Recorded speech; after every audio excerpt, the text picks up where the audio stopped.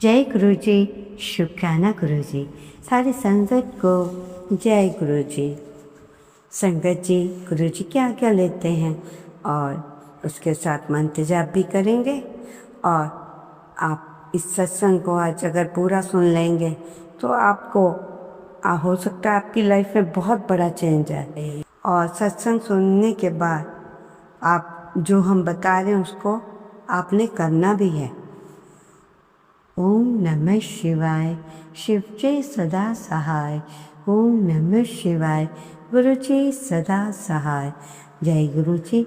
शुक्राना गुरु जी। सारी संगत की तरफ से गुरु जी के चरण कमलों में कोटि कोटि नमन। इससे पहले जो गुरु जी के चरणों में लाइक सब्सक्राइब समर्पित करे उसके घर में सुख समृद्धि की कभी कमी ना करें हमारे प्यारे गुरु जी। उन्हें भरपूर दें गुरु महाराज, उनकी हर इच्छा को पूर्ण करें। मुझे न दूर होना है, मुझे न दूर होना है, न मशहूर होना है। मुझे आपकी भक्ति में चकनाचूर होना है। जय गुरु जी। शुक्राना गुरु जी।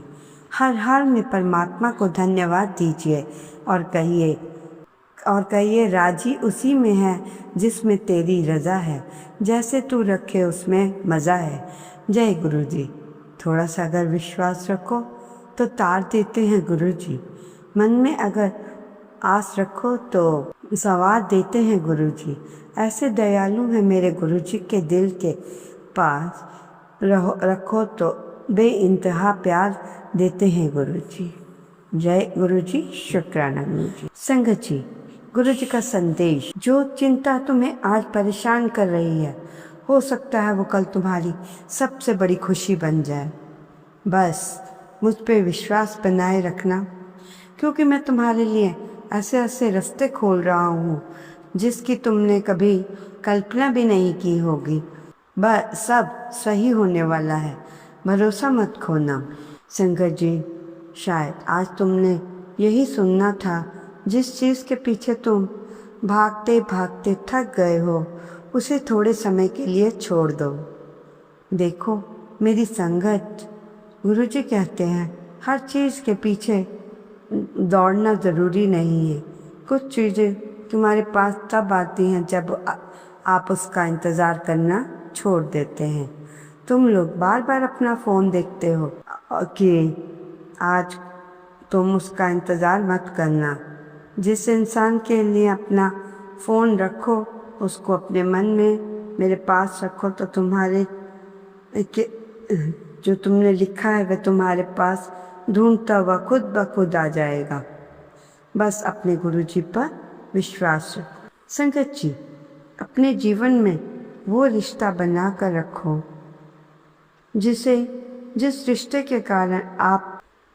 रिश्ते के कारण आप यूँ पड़े, आप भगवान को याद रखो और रो पड़े। ये सबसे मजबूत रिश्ता है। जिस रिश्ते को याद करके अंदर से रोना आ जाए वो सबसे मजबूत रिश्ता है। और जो आपको रोते हुए छोड़ दे तो समझो वो सबसे कमज़ोर रिश्ता है।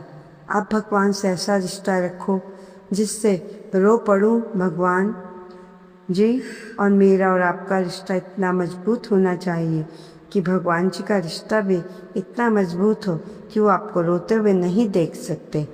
आप रोएंगे वह तत्काल खड़े हो जाते हैं आंसू पूछने के लिए। रिश्ता ऐसा है भगवान से हमारा जो रिश्ता है, चोट हमें लगती है, हाथ में दर्द होता है, आंखें रोती हैं, जब आंसू आते हैं तो यही हाथ आंसू पूछते हैं। मेरा भगवान से यही रिश्ता है। प्रभु, जब मुझे आंसू आते हैं तो आप मेरे आंसू को रोकते हैं। जब ये आंखें रोती हैं तो आप चुप कराने भी आप आते हैं। कृपा आप भी दया करें। संगत जी, बहू को खुश रखना है तो क्या करें? सासू माँ से ये निवेदन है, कहीं घूमने जाए तो प्यारी सासू माँ अपने लिए कुछ लाए तो लाए न लाए, बहू के लिए ज़रूर लाए। कई बार बेटे के लिए लाती हैं, बहू के लिए नहीं। बेटी को भी कभी भूल जाओ, पर बहू को पहले कुछ ना कुछ उपहार देना चाहिए। बेटी क्या करेगी? बहू अगर बीमार होगी तो वो पानी या चाय दे देगी। बेटा क्या करेगा? संगत जी, किसी को भी घर पर अगर तबीयत खराब चली जाए तो भाभी ननंद कहती है मम्मी पापा को ध्यान रखना। बेटी ने खुद अपने ससुर की तो आफत कर रखी है और यहाँ ज्ञान देती है। भाभी से अपनी माँ का भी ध्यान रखाते हैं। ससुर जी, अगर आप उससे प्यार से रखोगे तो वही बहू आपके घर के उसको स्वर्ग बना देगी। संगत जी, आज का सत्संग, ये सत्संग कोई आम सत्संग नहीं है, सत्संग नहीं, ये तुम्हारी आत्मा को हिला देने वाला संदेश है, जिसे सुनने के बाद तुम्हारी जिंदगी का हर दिन बदल जाएगा। लेकिन चेतावनी है, अगर तुमने इस संदेश को अधूरा छोड़ दिया तो ये तुम्हारे जीवन की सबसे बड़ी भूल होगी। परंतु संगत जी, आप इसे पूरा सुनना, जिससे किसी को भी गलत असर ना पड़े, इसलिए पूरा और बड़े विश्वास के साथ सुनो, क्योंकि आज का ये क्षण तुम्हारी किस्मत का सबसे बड़ा दरवाज़ा खोलने वाला है। क्योंकि आज ब्रह्मांड ने भी तुझे चुना है, क्योंकि आज ब्रह्मांड ने तुम्हारे मार्ग में का फैसला किया है। हो सकता है इसको सुनने के बाद आपको कहीं से पैसे मिल जाएं, गुड न्यूज़ आ जाए, या तुम्हारे खाते में कहीं से पैसे आ जाए। ये कोई सपना नहीं, ये तुम्हारा भविष्य बनाने वाला है। और यदि तुम्हारी आत्मा का सबसे बड़ा इनाम बनने वाला है। सोचो, तुमने कितनी बार तुमने अपने जीवन में रोते हुए कहा है, काश मेरे पास भी वैसा होता, काश मैं भी अमीर होता। कितने रातें तुमने आंसुओं में डुबो कर बिताई, जब तुम्हारे पास बच्चों के लिए दूध लेने तक के लिए, फीस देने तक के लिए पैसे नहीं थे। माँ बाप बीमार थे, लोगों के आगे हाथ फैलाया, किसी ने तुम्हारी मदद नहीं की। कहने का अर्थ है, जो तुम्हारे सपने थे पैसे की कमी के कारण चूर चूर हो गए। अब सब बदलने वाला है। अब तुम्हारी किस्मत का सबसे बड़ा पन्ना पलटने वाला है। किस्मत का सबसे बड़ा पन्ना है पलटने वाला। संगत जी, ये वरदान हर किसी को नहीं मिलता। ये वरदान सिर्फ उसी को मिलता है जो इस संदेश को अंत तक सुनता है, जो विश्वास करता है और अपनी आत्मा को मानता है। अगर इसे अधूरा छोड़ दिया तो ये वरदान तुम्हारे हाथों से फिसल जाएगा। बार बार दोहरा रहे हैं, संदेश पूरा सुनना। क्या तुम इतनी बड़ी गलती करोगे? क्या तुम खुद के भाग्य के खिलाफ खड़े हो जाओगे? नहीं, तुम ऐसा नहीं कर सकती, क्योंकि ये तुम्हारे सद्गुरु की शक्ति है। संगत जी, आज इस सत्संग में हम आपको 2 बातें बताएंगे। फिर का मतलब जो हम 2 बातें बताएंगे उनको आपने ध्यान से सुनना है। मतलब ये पुराने ज़माने की एक काकी अपनी बेटी से बता रही हैं कि हमारी ज़िंदगी में कई चीज़ें कितनी हैं कि तुझे बातें बताऊंगी कि फिर भी ये नेगेटिविटी को दूर करने के लिए और भी घर में सुख समृद्धि करने के लिए बहुत अच्छी है। काकी ने कहना शुरू किया, बेटी तुझे पता है नमक की हमारे जीवन में क्या अहमियत है? हमारी परंपरा में जब मैं छोटी थी तो मेरी दादी कहा करती थी, नमक धरती का वह तत्व है जो हर चीज़ को शुद्ध करता है। पुराने ज़माने में जब घर में कोई बीमार होता या कोई परेशानी आती तो सबसे पहले नमक के पानी से सफाई की जाती थी, क्योंकि नमक में एक ऐसा गुण होता है जो वो सोख लेता है। जैसे ही पानी को सोख लेता है, वैसे ही मान्यता है कि नेगेटिव ऊर्जा को भी सोख लेता है। इसलिए जब पोछा लगाओ, पानी में 1 चम्मच नमक ज़रूर मिलाओ। ये हफ्ते में 1 बार करना है। रोज करने की ज़रूरत नहीं, वीरवार को नहीं करना है, क्योंकि हर चीज़ की एक मात्रा होती है, ज़्यादा करने से उसका असर कम भी हो जाता है। लड़की ने हर शब्द बहुत ही ध्यान से सुना, जैसे कोई वो अनमोल खजाना है। संकट जी, सावधान हो जाओ, नमक के अंदर क्या रखना है अब बताते हैं, शुरू करते हैं। अभी एक बात बतानी बाकी है, ये पहली बात से भी ज़्यादा असरदार है। क्या तुम्हारे घर कोई पारदर्शी स्टील या कांच का बोतल है तो उसमें नमक भर दो, पूरा नहीं, आधे से भी थोड़ा ज़्यादा बस। फिर उसमें 4-5 लौंग डाल दें। कोई ख़ास दिशा में रखने की ज़रूरत नहीं, बस श्रद्धा से डालना है। और फिर उस डब्बे को उस कोने में रखो जहाँ से पैसे का लेन देन होता है, जहाँ तू अपना गल्ला या पैसे रखने की जगह रखती है।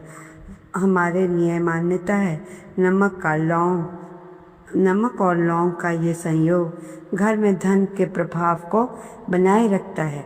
जैसे नदी का पानी बहता है, वैसे ही घर में पैसा आता जाता रहता है।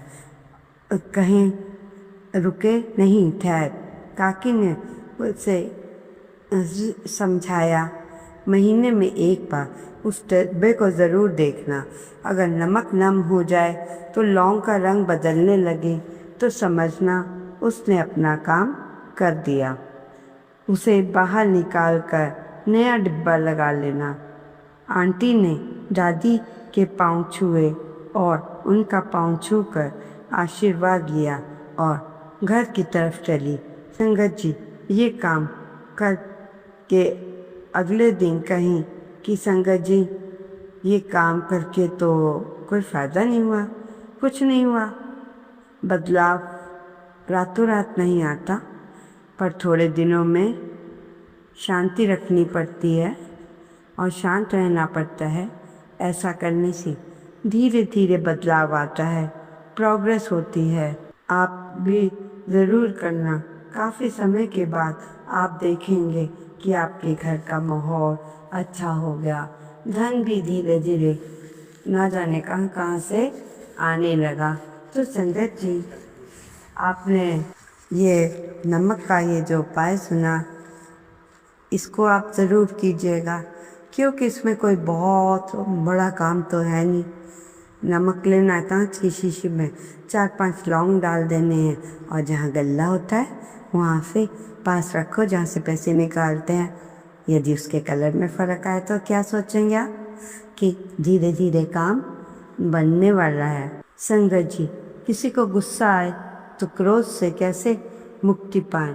संगत जी, एक बात याद रखना, क्रोध कोई सामान नहीं कि उठाकर साइड पे रख दिया। क्रोध ऐसी चीज़ नहीं कि आप उसे त्याग कर चले जाओ। संगत जी, क्रोध आज या कल से नहीं, क्रोध अनादि काल से चला आ रहा है। अगर क्रोध मिटाना है तो एक बात याद रखना, क्या करने की ज़रूरत नहीं, जागृत होने की ज़रूरत है। तो संगत जी, अपने क्रोध को शांत कीजिए। आपको मालूम है, जो क्रोध है आपके कितने कामों को बिगाड़ सकता है। मान लो आपकी हज़ारों की डील, लाख की डील फाइनल हो गई और बाद में कुछ ऐसा हो गया कि आप लड़ पड़े, मतलब कोई पॉइंट ऐसा आ गया कि आप दोनों में बहस हो गई कुछ भी, तो इससे तो फ़ायदा नहीं हो सकता आपकी डील मतलब ना मानी जाए डील को। तो ऐसा करने से अगर क्रोध होगा तो आपका कोई भी कार्य पूर्ण नहीं होगा। यदि आप सोचें कि हम व्यक्ति को क्रोध से डरा दें, ये तो कोई बात नहीं कि हम उसको अपने गुस्से से या यारी दोस्ती के दोस्तों को लाकर किसी न किसी ढंग से मतलब हर एक जगह उसे बुरा बनाएंगे, तो ये बात सही नहीं है। तो संगत जी, अपना क्रोध डे बाय डे धीरे धीरे कम कीजिए, ताकि आप अपना भी नुकसान ना करें और दूसरे का भी नहीं। इससे बहुत फ़ायदा होगा। जब भी क्रोध आए, गुरु जी का मंत्र जाप कर लो। बात को इग्नोर करो। कई तरीके हैं आपको शांत करने के, शांत होने के, परंतु अगर आप दोनों में मुकाबला ही चलता रहा तो क्रोध बढ़ता ही चला जाएगा और ना उसको फ़ायदा ना उसको, दोनों को प्रॉब्लम आएगी। इसलिए रिक्वेस्ट है, अपना क्रोध किसी न किसी ढंग से कम करते जाएं, शांत होते जाएं, क्योंकि क्रोध जान तक भी ले लेता है। इस बात का हमेशा याद रखना। बाद में मनुष्य पछताता, उसके क्या फ़ायदा। करना था जो कर लिया, बाद में रोने का कोई फ़ायदा नहीं। इसलिए कोई भी कार्य करो सोच समझ कर करो कि यह सही है या गलत है। तो संगत जी, अगर आप हर कार्य को बड़े सोच समझ कर टू द पॉइंट करेंगे तो आपको कोई भी प्रॉब्लम नहीं आएगी।